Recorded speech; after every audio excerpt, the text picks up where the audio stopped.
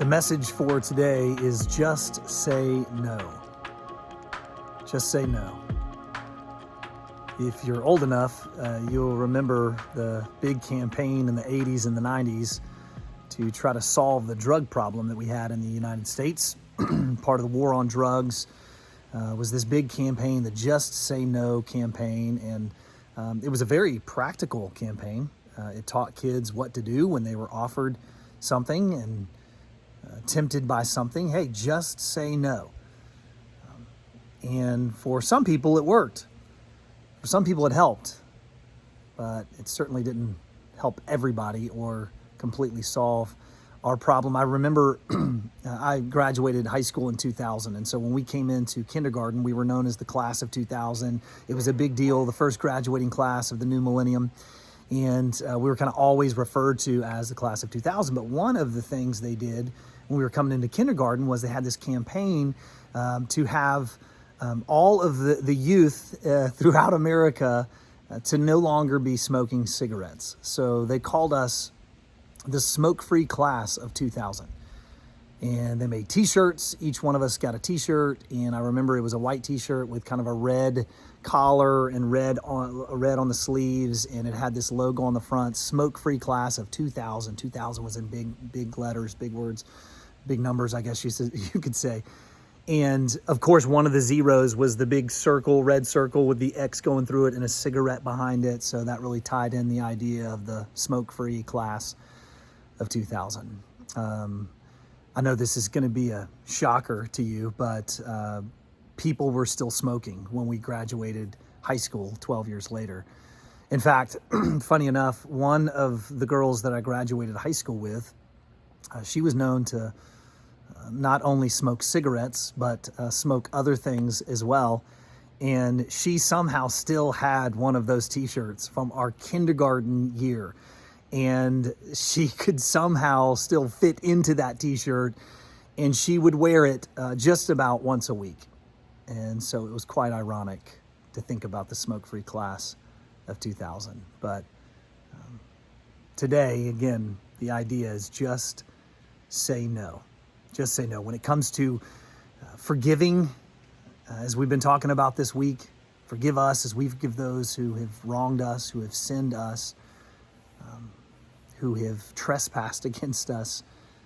I want you to keep in mind this idea of just say no. Here's what I mean.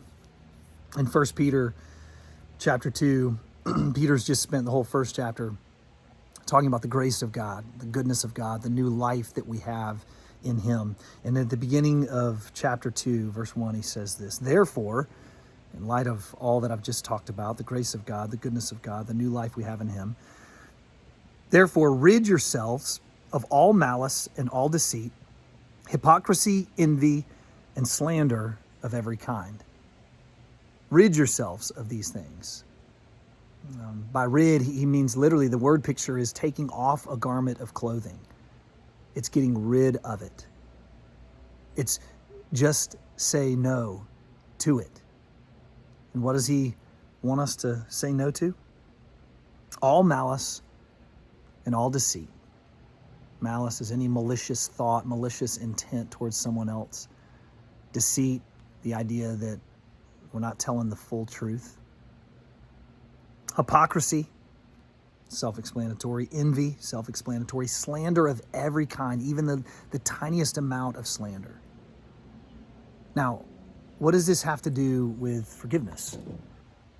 Well, oftentimes when we are upset with someone else because of the way they've treated us, because of what they've done, what they've said, these are the things that come into our mind and come into our heart when we think about them. And they are obstacles to us forgiving them. They prevent us from truly releasing that person or letting go of the grudge that we have against them. And in fact, it actually will only serve to make the grudge even larger. You think about it. All malice. When someone's hurt us, we want to hurt them. It's a natural response. We want to hurt them, so we have malice in our heart towards them. Deceit. Oftentimes when someone has hurt us, we can exaggerate what they did to us. We can take the truth and then just blow it up a little bit more. Yeah, what they did was bad, but then we make it way more drastic. Hypocrisy. Sometimes the thing that they have wronged us in is the very thing that we do to someone else, yet we're holding them accountable. We're, in a way, being hypocritical. Envy is the thing that I'm really upset about, that I'm just jealous of what this person has, what this person does, who this person is. And then lastly, slander of every kind. In those moments where we're hurt, we can be tempted to slander. Throw them under the bus. Talk bad about them. Gossip. Share the story about how they hurt us with as many people as possible, whoever comes along. Where we're hurting, we're seething, and so we end up gossiping about what they did to us. And Peter is saying, rid yourselves of all of these. Take them off. Get rid of them. Or in another way, just say no. This week, we're encouraging you to think about, who is it that you need to forgive? Who is it that you need to release a grudge against? And as you think about those people, as they come to mind, you're going to be tempted to have these things, this list of things that Peter mentions. And my encouragement to you today is to just say no to those things. When you're tempted by the envy, maybe envy what they have, just say no. When you're tempted to be deceitful, to exaggerate, to blow up the story of how you were wronged and what they did and what they said, just say no. Just tell yourself the truth. When you're tempted to slander, when in your hurt you want to talk about how bad that person is, that's essentially just gossip. And in that moment, you need to just say no. And ask God to help you do this. We can't do it in our own power. Ask God to help you. When you see it rising up, go, God, I need your help. I just want to say no to this thing, because those will be obstacles to us truly forgiving. There'll be obstacles to us truly being free from the thing that person did to us, the hurt that we've experienced.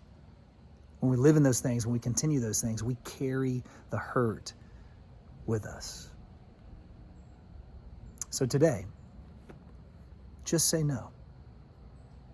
Just say no. And that'll help you live out the life that Jesus is calling us to. And He modeled for us. Forgive us, God, forgive us as we forgive those who have wronged us. And I'll see you tomorrow.